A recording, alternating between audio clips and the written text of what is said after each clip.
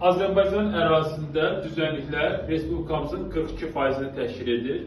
Düzənliklər 24%, Azərbaycan ərazisinin 24%-i 0-200 metr hündürlüklər arası, 18%-i dəniz səviyyəsindən aşağı olan ərazilərdir.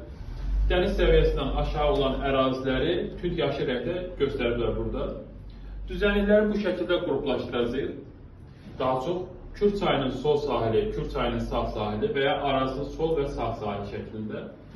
Kür çayının sol sahili deyərkən, axın istiqamətdə yuxarıda qalan tərəf sol sahildir.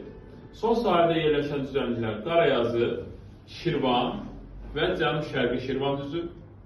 Sağ sahil deyərkən aşağısı nəzərdə tutulur. Gəncə Qazax düzü, Qarabağ düzü, Mil, Muğam və Salyan düzləri.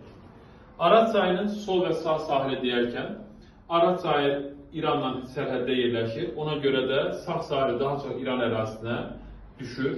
Sağ sahildə sadəcə Muğam düzü var, Araz çayının sağ sahilində. Muğam düzü həm Kürün, həm də Arazın sağ sahilidir. Sol sahildə olan düzləri biz qərbdən şərqə doğru saysaq, Sədərək, Şərur, Böyükdüz, Naxçıvan, Gülüstan, Yaycı, Ordubad, Azərbaycanın əsas hissəsində Gəyən, İncə, Hərami, Mil. Digər düzən ərazilər də var ki, Kür və Araz çaylarının sahilində yerləşməyən. Məsələn, Samur Dəvəçi ovalığı var. Bunun Xaçmaz rayonu hissəsi Şollar düzü.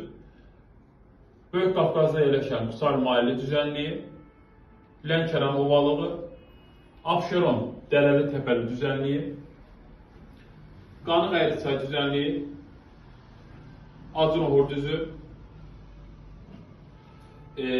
burada Yazı yaylası, Qubadlı rayonu ərazisində Yazı yaylası, bunlar da digər düzən ərazilərdir.